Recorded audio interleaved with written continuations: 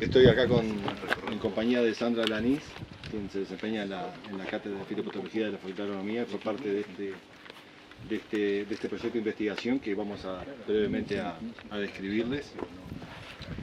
Les cuento que por 2018 en el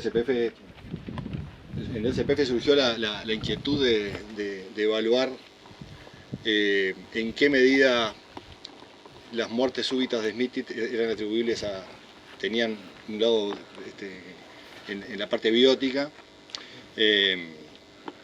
una gran incógnita. La verdad que desde 2018 hasta ahora creo que hemos avanzado bastante, no solo por este proyecto que llevamos adelante con Sandra, sino porque otras cosas que se han avanzado en dilucidar por qué ocurre la muerte súbita en Smithy.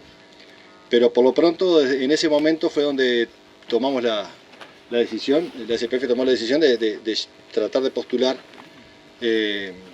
un proyecto de investigación, y ahí surgió el formato ANI de alianzas, en donde hay una contraparte privada, tiene ese requisito, y una contraparte académica. Y bueno, y ahí definimos un poco, le propusimos a Sandra, que había tenido participación en un proyecto anterior de patología a nivel radicular, que había trabajado con Guille, desaparecido, con Guillermo Pérez.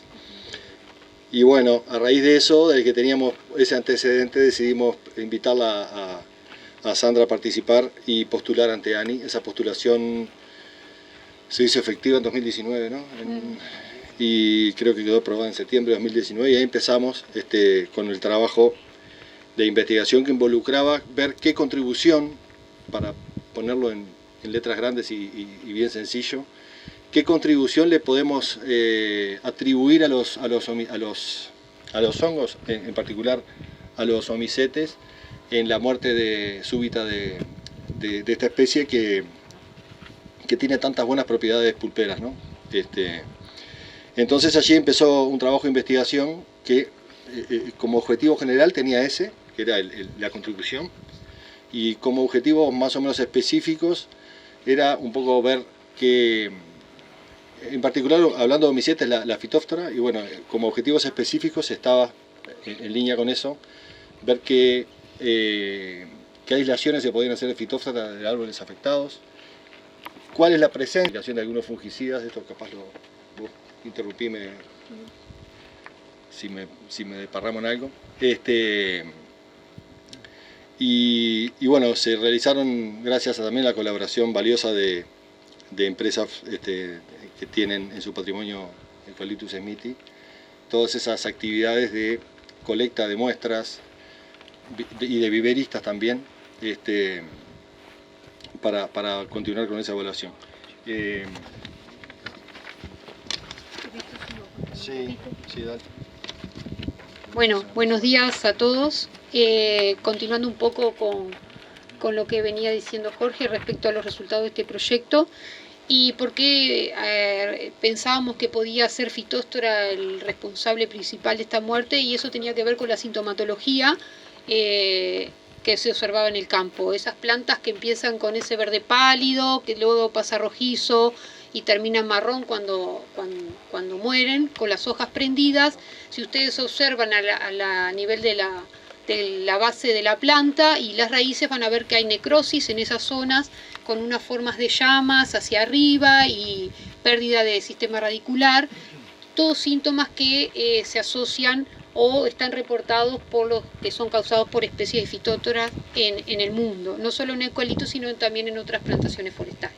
Todo eso fue lo que llevó a que la hipótesis principal, cuando empezamos a trabajar en esto, de que Phytophthora podía ser el responsable principal de estas muertes. Después de 2 años de trabajo en este proyecto, más otro año anterior de un trabajo previo, la conclusión es que, si bien Phytophthora está involucrado en esta muerte súbita o muerte repentina, no sería la única causa. ¿Por qué? Nosotros trabajamos analizando cientos de plantas a lo largo de todos estos 3-4 años de trabajo, y sí logramos recuperar fitóstoras pero de estas plantas con los síntomas típicos, pero en una proporción bastante baja. Si analizamos, ahí en el repartido que tienen dice 24%, pero si nos centramos en las plantas típicas, esas que, porque algunas plantas no eran tan típicas, pero bueno, entraron en proceso, pero si nos centramos solamente en las plantas típicas, esas que decimos esto tiene que ser fitóstora, bueno, solo en el 30% de esas plantas, es decir, de 10 plantas, solo 3 logramos aislar fitóstora. En las otras 7 no sabemos qué pasa. Obviamente esto es biología, no es matemática, podemos tener algún error en el proceso de aislamiento, pero bueno, si yo hubiese aislado 7, 8 cada 10, diría, bueno, fitóstora tiene un peso importante, pero solo 3 de cada 10. Además, aislamos otros ascomicetes como Calonectria o Cilindrocarpo que aparece ahí, que ya son conocidos patógenos que están presentes en los viveros y en plantaciones jóvenes. Eso ya existen antecedentes de trabajos aquí en Uruguay, se sabe que están ahí presentes, pero nunca cumpliendo un rol demasiado importante. Están ahí, generan algún debilitamiento, alguna muerte de planta, pero nunca a los valores que se ven ahora en SMITI, que como bien saben ustedes, podemos llegar a tener más del 50% de las plantas muertas durante el primer año de plantación. Bien, ¿por qué además nosotros decimos que fitóstora, si bien interviene, no tiene un rol protagónico en esta muerte? Porque no solo lo aislamos en una baja proporción, sino que además nosotros hicimos inoculaciones artificiales en plantas de vivero, inoculamos esas fitóstoras que las identificamos, y luego de un año de esas plantas mantenidas bajo observación, ninguna de ellas murió, ninguna manifestó síntomas similares a los que vemos en el campo. Pero sí infectaron las plantas porque tenían un desarrollo aéreo un poco menor comparado con el testigo que no fue inoculado, y cuando evaluamos el ensayo tuvimos que obviamente arrancar las plantas, observar las raíces, y se veía un menor desarrollo radicular, se veía pérdida de raicillas, lo que demuestra que fitóstora sí infecta. Ese patógeno es un patógeno, ya lo sabíamos, pero lo demostramos, pero no necesariamente el hecho de que esté afectando las plantas implica que éstas vayan a morir. Entonces, sumado a esto, otro de los trabajos que hicimos fue plantar plantas de viveros en macetas conteniendo suelo forestado. Nosotros recogimos suelos, ven al lado de esas plantas que ven ahí que se están muriendo, recogimos suelo de alrededor de esas plantas y plantamos 100 plantas de viveros en macetas. Dijimos, si hay fitóstora y es la causa principal está ahí en el suelo, entonces nosotros vamos a plantar una planta de vivero y se va a tener que enfermar. Alguna de esas 100 que plantamos se va a tener que enfermar. No digo a los niveles de campo que hablamos de 30, 40, 50%, pero por lo menos alguna se va a enfermar. Ninguna de esas 100 plantas manifestó síntomas similares a los que vemos acá. Es cierto que no es lo mismo que estén acá a que estén en maceta. Nosotros la regábamos más o menos a demanda, tratábamos que sufrieran un poco, pero bueno, cuando veíamos que le faltaba el agua los regamos, hicimos una fertilización de base y nada más, y después las observábamos y estuvieron así durante casi un año. Entonces,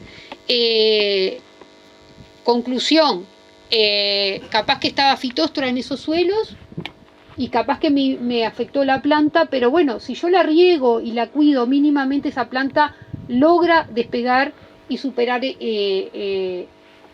llegar a la etapa de muerte. Conclusión, fitóstora está presente, pero es como veníamos hablando con Jorge ahora en el camino, y esto ya para redondear, es una pieza de un rompecabezas mucho más grande, que creo que ya a esta altura todos lo tenemos claro, que hay un tema de que esta especie de Eucalyptus es bastante, no es aguerrida, por decirlo, en comparación con otras especies de eucaliptus que ustedes las plantan y se desprenden y crecen bien. Esta no, esta es una especie que es más delicada, que no soporta mucho los estrés. Hay todo un factor, no sé si de la genética de la planta, que es lo que están estudiando, el suelo, el sitio, el manejo, todos esos factores pensamos nosotros que pueden estar afectando, además de la fitóstora, en la muerte, contribuyendo a la muerte súbita o muerte repentina de esta especie.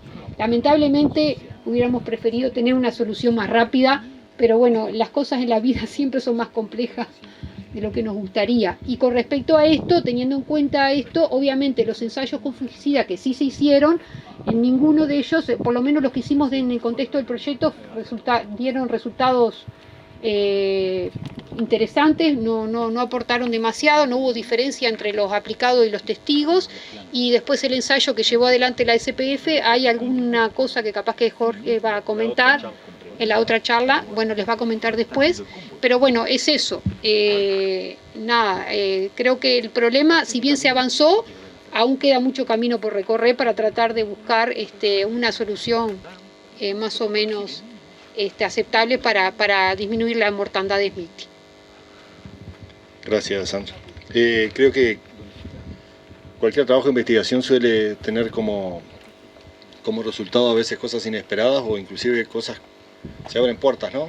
Vos ponés como objetivo para una investigación una meta determinada, pero creo que las conclusiones que sacás después te sirven para generar nuevas puertas a abrir en otros trabajos de investigación. Y creo que este trabajo dio eso, ¿no? Dio para seguir trabajando en cuáles, si la contribución no es tan clara de los omniscientes, cuáles son las otras. Y creo que ahí están los caminos que este trabajo dejó abiertos para recorrer. Quiero mencionar lo que también nos pasó en este proyecto, que queríamos coronarlo un poco con una visita de un experto. Y bueno, en el medio del proyecto cayó todo el tema de la pandemia, y ese experto venía del exterior y las conexiones aéreas se cortaron y hasta ahora no se restablecieron. Y bueno, estamos trabajando ahí con Ani para cerrar el proyecto sin la participación de ese experto, pero con una interesante propuesta que nos ha hecho, Ani nos ha acercado un formato de asistencia que puede llegar a cerrar con la visita de ese experto cuando nuevamente sea posible, porque también tuvimos dos prórrogas de este proyecto solicitadas para poder hacer lugar a que viniera. Pero si hoy en día se restablecían las conexiones aéreas, teníamos que esperar hasta febrero, o por lo menos finales de enero, para que realmente valiera la pena que viniera para ver las muertes súbitas, ¿no? Lo interesante de esta visita que se trata del doctor Mike Winfield, que es un fitopatólogo sudafricano, donde también se está plantando SMITI, donde han tenido una problemática similar acá, y donde ya han pasado por todo esto que están pasando ustedes, y un poco ver la visión de este experto en sanidad, a ver qué aporte tenía para hacer a la producción de SMITI en Uruguay. Esa es la idea. Como dice Jorge, la idea es que se concrete el próximo año. Ya tendrán información.